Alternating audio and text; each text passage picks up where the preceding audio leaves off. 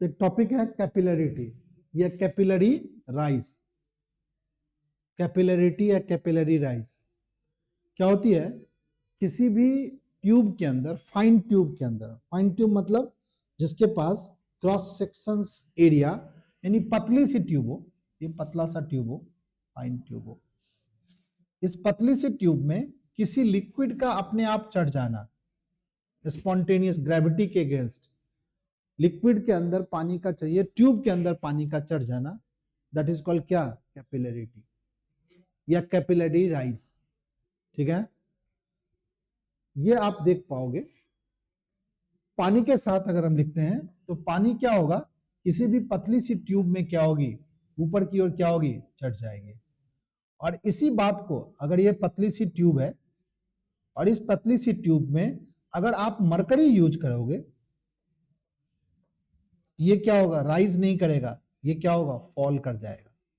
तो क्या लिखा है? A tube with a fine and uniform bore, यानी इसके अंदर एक रंग का डायमीटर हो, throughout its length is capillary tube, और phenomena of rise of fall of liquid in the capillary tube. इस कैपिलरी ट्यूब में लिक्विड का चढ़ना और लिक्विड का गिरना दोनों ही क्या कहलाएगा? बोलो, दोनों ही क्या कहलाएगा? कैपिलरिटी। बताओ, प्लांट में पानी की रिक्वायरमेंट किसको होती है? क्या रूट को होती है? रूट को नहीं होती है, लीव्स को होती है। तो लीव्स में पानी ही डाल देते हैं, रूट में क्यों पानी डालते हैं? तो रूट के पास फाइन ट्यूब्स होते हैं, नहीं होते हैं? ये जो हमारा रूट्स है, इस रूट में फाइन ट्यूब्स होते हैं, बहुत सारे पतली पतली क्या होते हैं? रेसे होते हैं। ये कैपिलरी ट्यूब जैसा काम करता है। तो तुम पानी डालते हो ना, इस पानी की ट्यूब में पानी का जो मोलिकुल्स होता है, ये ट्यूब के जरिए कहां पहुंच जाता है? बताओ, लीव्स में पहुंच जाता है। ठीक है, नहीं पहुंच जाता है। इस पानी से, यहां से पानी से इस पानी को हमने रूट में डाला और ये धीरे धीरे चढ़ के लीफ तक पहुंच गया।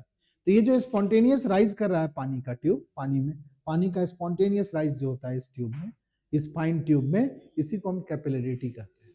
ठीक है, और ये पतली सी जो ट्यूब है प्लांट के अंदर, पतले पतले जो रेसे हैं, ये रेसे जो हैं वो कैपिलरी क्या है? ट्यूब है। कभी कभी हम लोग किसी बड़े से टंकी से या किसी चीज से हम लिक्विड निकालने का काम करते हैं, तो पहले क्या करते हैं? उस टंकी में एक पतली सी ट्यूब को क्या करते हैं? रखते हैं, हल्का सा सक करते हैं, अपने आप क्या होती है? लिक्विड बाहर आने लगती नहीं होता? करते हैं, पेट्रोल वगैरह निकालने का काम हम करते हैं। ये ट्यूब होता है, इस ट्यूब में पानी डाल दिया और यहाँ से एक पतला सा ट्यूब डाल करके क्या करते हैं? हम पानी को बाहर आउट कर सकते हैं। ठीक है, ये कैपिलरी एक्शन के कारण होता है। ये कैपिलरी एक्शन क्या है? ये फाइन ट्यूब में लिक्विड अपने आप चढ़ने लगेगी। ठीक है, तुम कहोगे सर जी हल्की सी फूंक मारनी पड़ती है। यार फूंक इसलिए मारनी पड़ती है, ये आपकी ट्यूब जो है ना वो मोटी ट्यूब है, अगर पतली ट्यूब रहे ना तो फट से चढ़ने लगे। ठीक है, समझ रहा है बात को? ठीक है, इसी को बोलते हैं कैपिलरिटी। अब हमारे पास दिमाग में ये उठता है प्रश्न कि सर ये जो ऊपर चढ़ रहा है लिक्विड, ये कितना ऊपर चढ़ेगा सर? मान लो कि एक कंटेनर है सर, इस कंटेनर में पानी हमने भर दिया सर, ये कंटेनर लिया सर और इसमें पानी भर दिया, ये पानी भर दिया, और इस पानी भर करके सर इसमें एक पतली सी ट्यूब लगा दी, ये पानी यहां तक भरा हुआ है सर। तो इस पानी जो इसमें चढ़ेगा वो कितने हाइट तक चढ़ेगा सर? ये निकालना चाहते हैं। चढ़ जाएगा ये तो हम देखे हैं, स्पॉन्टेनियसली अपने आप चढ़ जाएगा, जबकि ग्रेविटी क्या कर रही है? नीचे खींच रही है, फिर भी ये ऊपर चढ़ जाएगा।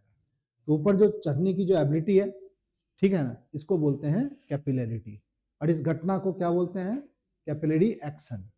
ठीक है, बट ये कैपिलरी एक्शन क्या होगा? वो फाइन ट्यूब में होगा, जिसको हम कैपिलरी ट्यूब बोलेंगे। फाइन ट्यूब क्या होगा?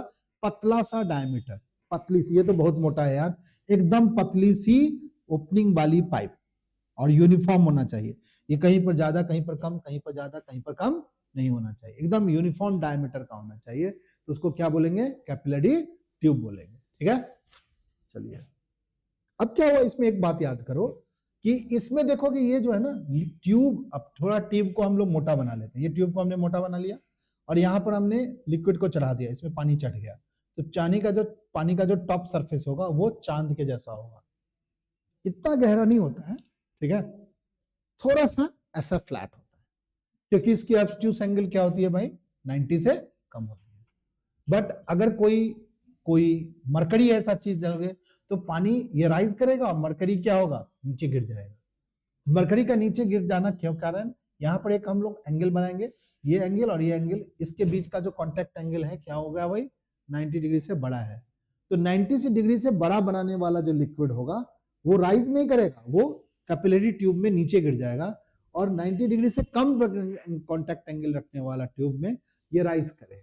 ठीक है, इस तरीके से राइज और फॉल को कैपिलरिटी बोलते हैं। समझ गया सब बच्चा है?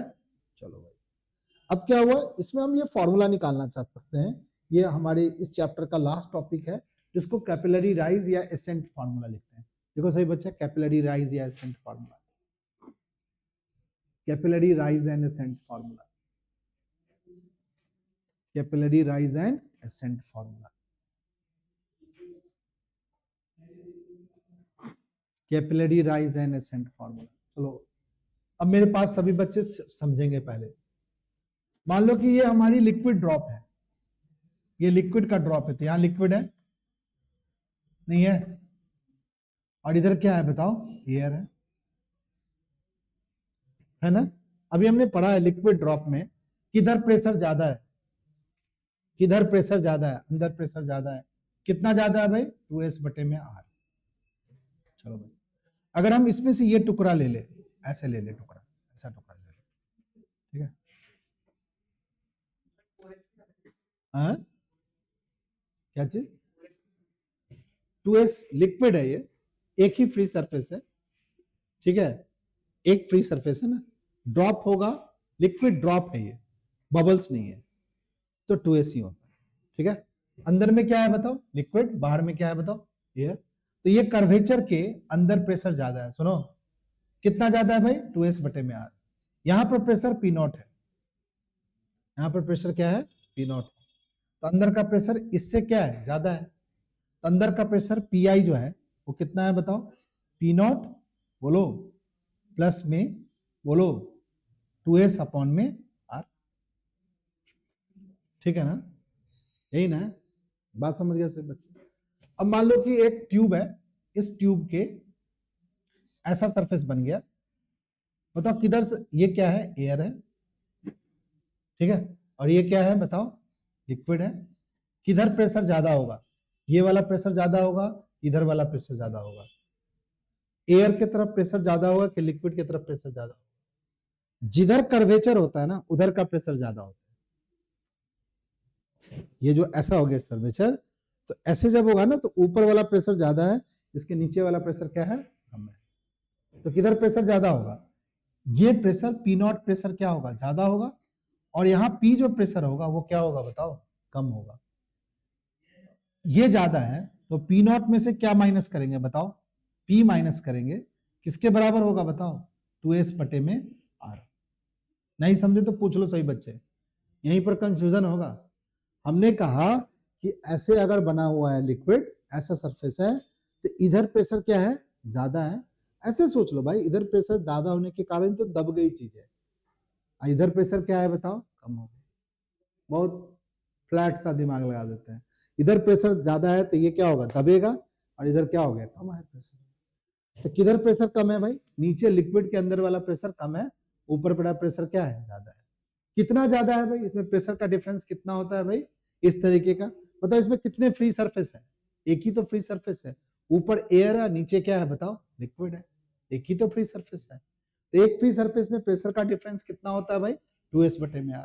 कर्वेचर के तरफ, ये जो कर्वेचर है उसके तरफ प्रेशर ज्यादा होता है, और जिधर बल्ज निकला रहता है यानी कन्वेक्स सरफेस की तरफ प्रेशर क्या होती है, कम होती है। तो इधर वाला प्रेशर कम होगा, ऊपर वाला प्रेशर क्या होगा, ज्यादा होगा। तो P0 ये एटमॉस्फेरिक प्रेशर है, इसके ऊपर हवा है, तो ये P0 प्रेशर जो है ना ज्यादा है, और P प्रेशर क्या है, कम है। तो P0 में से P माइनस करेंगे तो 2s बटे में क्या है, r होगा। ठीक है, ये एग्जाम में पूछेगा ascent formula, Bernoulli theorem, ascent formula और स्टोक्स लॉ, ये तीन बातें आपसे एग्जाम में पूछा जाएगा। ठीक है, तीन आएंगे क्या, एसेंट फार्मूला में। ठीक है, चलिए भाई, जैसे डेरिवेशन में तीन आएंगे इस चैप्टर में। अब इस एसेंट फार्मूला को निकालना कैसे है सो समझेंगे। इस फिगर को ध्यान से देखो, इस फिगर में क्या किया है हमने, ये लिक्विड का ड्रम है, इस लिक्विड ड्रम में हमने ये ट्यूब डाला है। जैसे ही ये ट्यूब डाला है ये ट्यूब में पानी धीरे धीरे क्या हो गया, चढ़ गया है। यानी आपको फिगर कैसे बनाना है कि पानी चढ़ गया है, सिर्फ ये वाला फिगर बनाना है। कैसे फिगर, सही बच्चे लिखो, एसेंट फॉर्मूला कैपिलरी लाइज लिख लिया सब बच्चा। एक नीचे फिगर बनाइए सही बच्चे, ऐसे बनाइए सही बच्चे फिगर, ये बनाइए, यहां तक लिक्विड भर दीजिए पानी लेकर के। यहाँ पर एक ट्यूब बनाइए, ट्यूब थोड़ा मोटा बना लिए, मैग्नीफाई करके बना लीजिए, और यहाँ पर एक ऐसे बना लीजिए, ये चांद जैसा बना लीजिए, और इस पॉइंट को आप ए नाम दे दीजिए, इसके नीचे वाले नाम को बी नाम दे दीजिए जस्ट, और यहां वाला नाम, इस पॉइंट का नाम दे दीजिए सी, और इस पॉइंट का नाम ले लीजिए डी, इस पॉइंट का नाम लीजिए डी। सही बच्चे लिखिए सही बच्चे। और ये जो हाइट चढ़ गया वो एच हाइट चढ़ गया, पानी इसके अंदर लिक्विड चढ़ गया। इतनी बात समझ आइए सही बच्चे, लिख लिया सब बच्चा, फिगर बना लिया, चलिए समझते हैं सही बच्चे।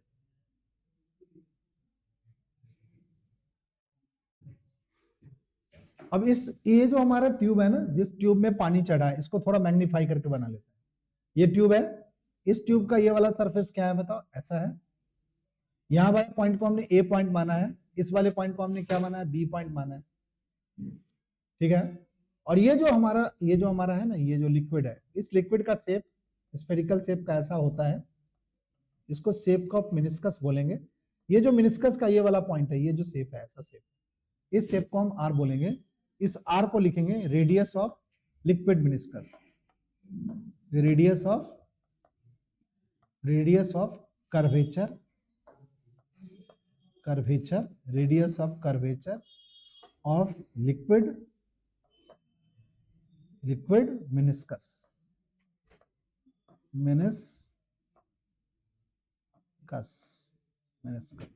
यानी ये जो कर्वेचर है ना, ये जो हमारी कर्वेचर है, इस कर्वेचर का रेडियस है, ये जो कर्वेचर है, इस कर्वेचर का रेडियस है, तो इसका कहीं ना कहीं सेंटर होगा, ये हमारी इसकी रेडियस है। फिर की पी को मान लिया प्रेशर, एटमॉस्फेरिक प्रेशर मान लिया, एटमॉस्फेरिक, देखो सही बच्चे मेरे साथ, फेरिक प्रेशर मान लेंगे, एस मान लेंगे सरफेस टेंशन लिक्विड का, सरफेस टेंशन,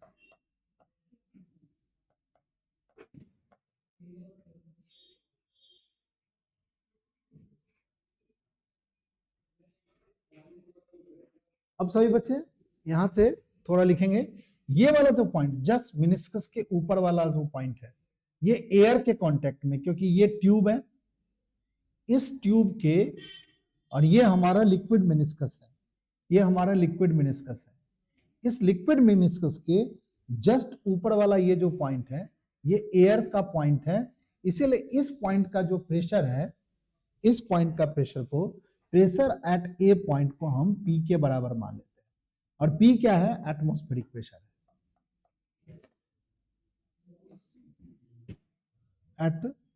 एटमॉस्फेरिक प्रेशर है, लिख लीजिए सही बच्चे यहां पे इतना बात।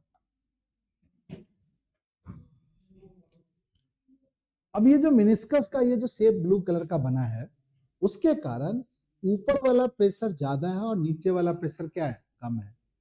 तो प्रेशर जो बी पॉइंट पर होगा, pressure at B point, pressure at B point, pressure at B point क्या होगा, प्रेशर एट ए पॉइंट के प्रेशर में से 2s बटे में r क्या कर लेंगे, माइनस कर लेंगे।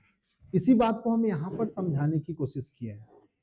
अंदर का ये वाला प्रेशर ज्यादा है और इसके लिक्विड के अंदर इधर वाला प्रेशर क्या है, कम है। तो कितना कम होगा, यहाँ पर जो प्रेशर है उसमें से 2s बाई r घटा लेंगे, तो नीचे वाला प्रेशर क्या होगा, कम हो जाएगा, ठीक है।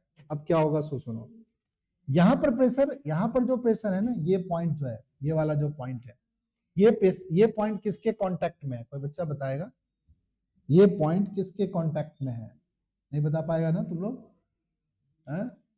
ये वाला पॉइंट किसके कांटेक्ट में है, ये वाला पॉइंट किसके कांटेक्ट में है, वाटर कहाँ कांटेक्ट में है, ये पूरा नीचे क्या है बताओ, ये पूरा क्या है नीचे बताओ बच्चा पाटे, थोड़ा सा दिमाग लगाओ, ये नीचे क्या है, जो पूछते हैं वो तो जवाब दो, वाटर है। तो ये वाला मोलेकुल जो इसके जस्ट ऊपर में है, वो किसके कांटेक्ट में है, एयर के कांटेक्ट में है।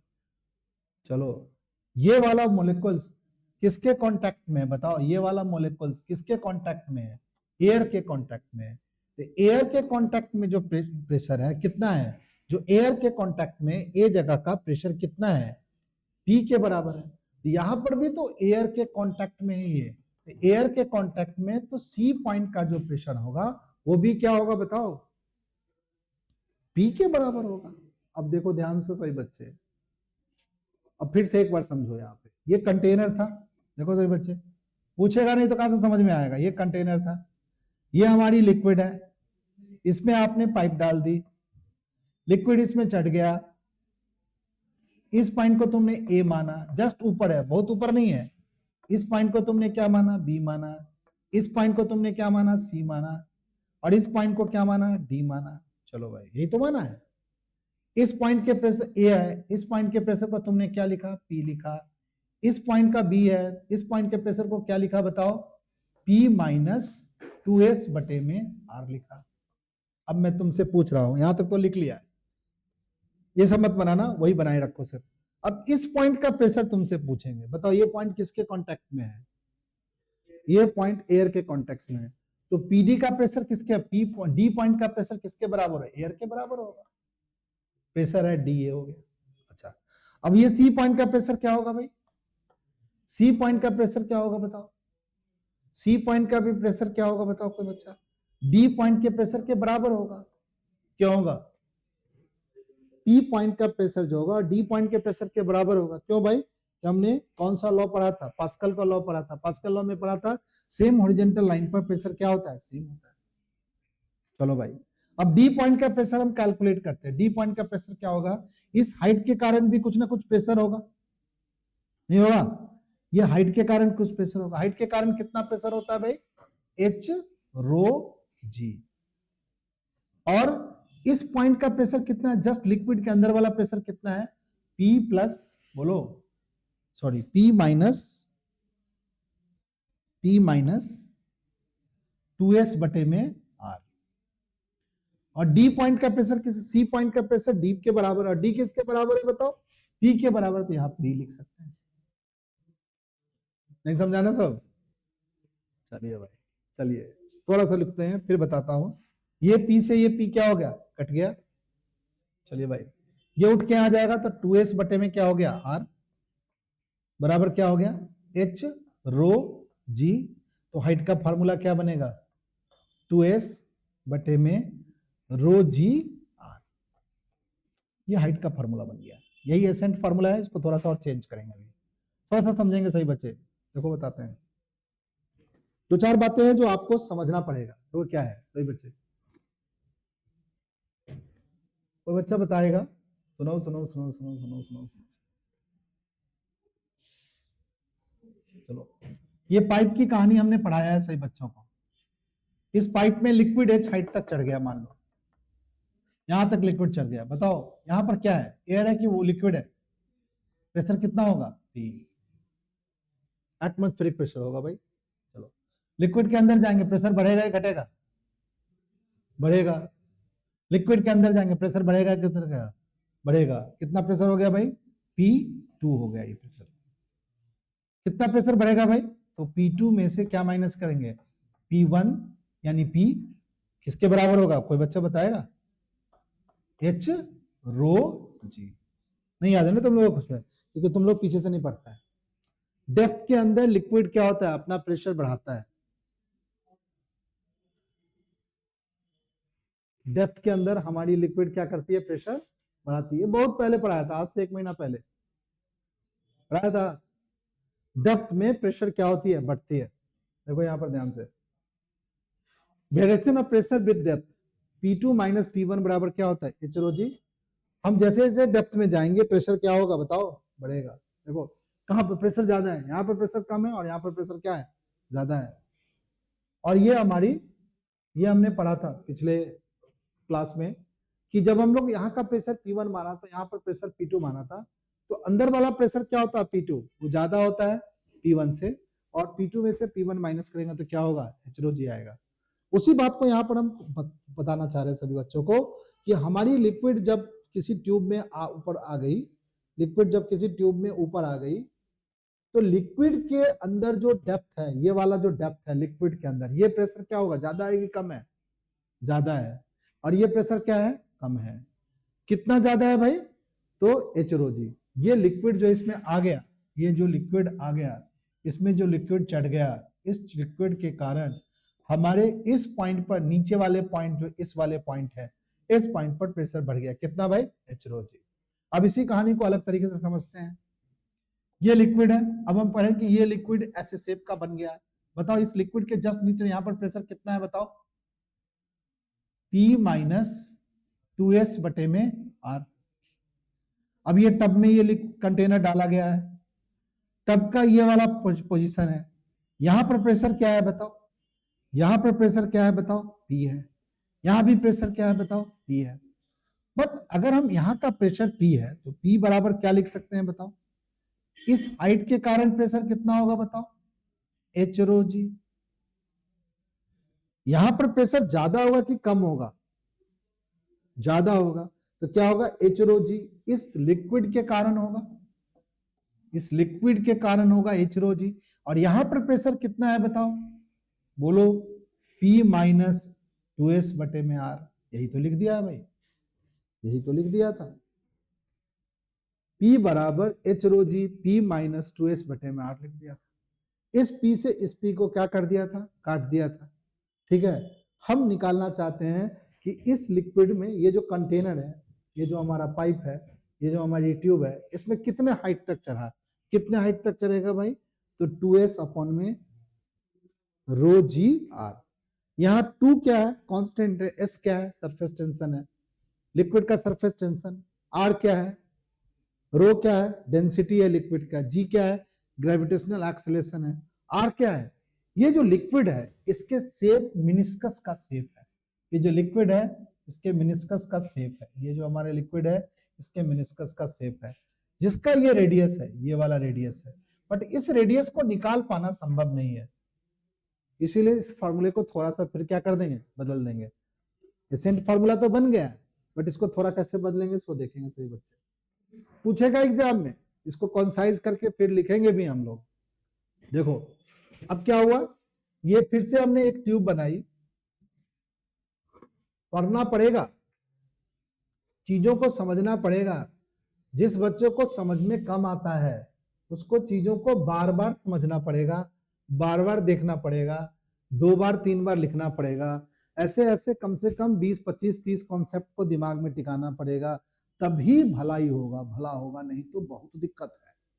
कहोगे सर जी मेरे को कुछ भी समझ में नहीं आता है, अरे आएगा, धीरे धीरे कोशिश तो करो, छोड़ देने से थोड़ी आ जाएगा। अगर एसेंट फॉर्मूला नहीं समझ में आया है तो फिर से एक बार समझो, ठीक है, फिर से टीचर से अलग से समझो, फिर से पूछो सब, 4 की जगह 4:30 की जगह 4 बजे आ जाओ, हम तो यहाँ प्रेजेंट रहते ही हैं। अगर आप ट्राई करोगे तो पक्का सीख जाओगे, ये मेरा वादा है, मैं सिखा भी दूंगा, मेरी कोशिश रहेगी आपको सिखा, परंतु आप कोशिश ही नहीं करोगे तो भाई थोड़ी सी दिक्कत है।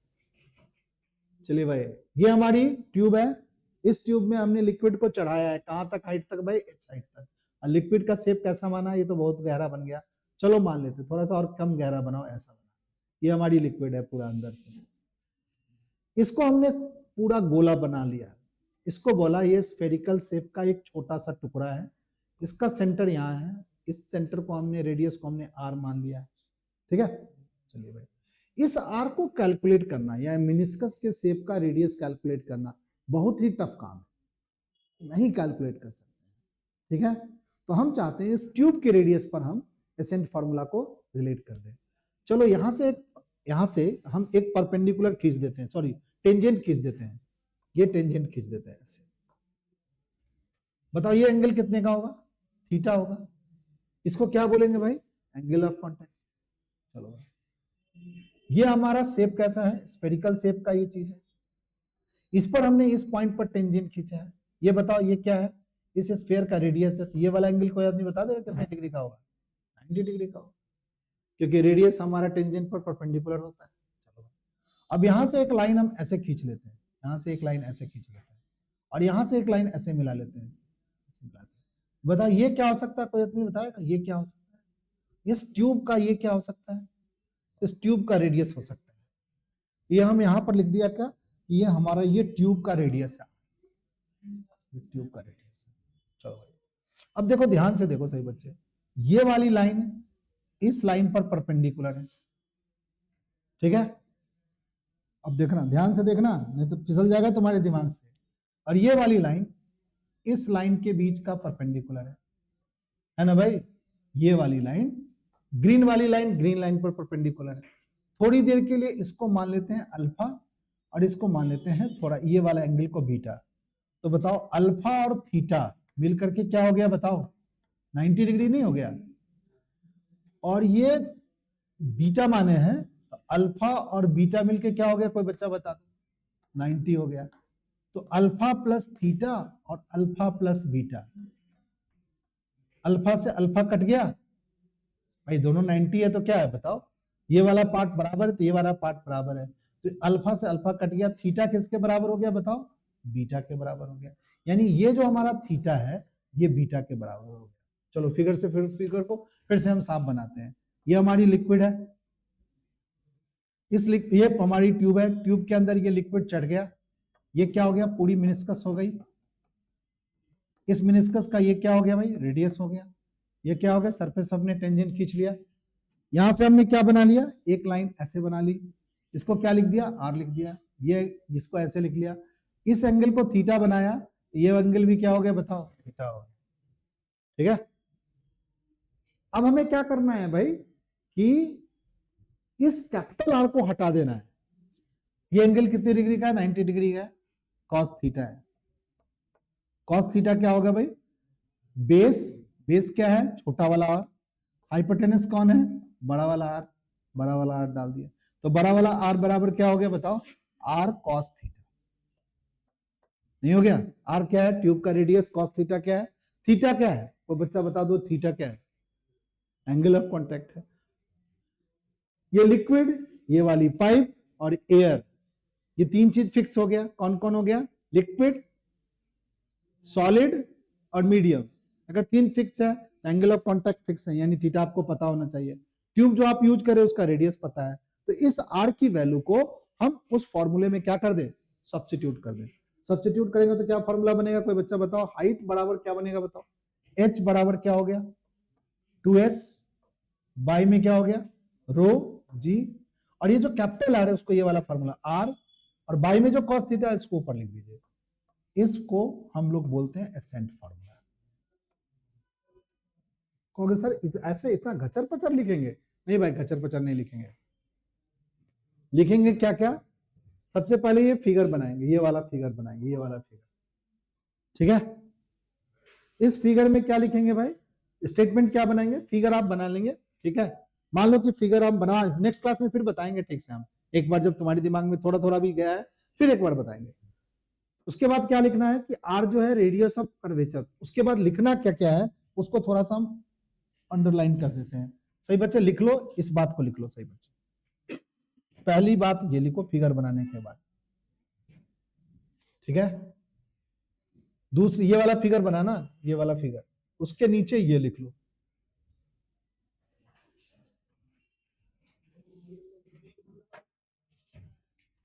उसके नीचे ये फिगर फिर बना लो, ये फिगर बनाओ, उसके नीचे ये कॉस थीटा का फॉर्मूला निकालो, और सबके बाद यहां लिख दो putting value of capital R in इस फॉर्मूला, इसमें 1। जैसे ही पुट करोगे ये फाइनल रिजल्ट आपका आ गया।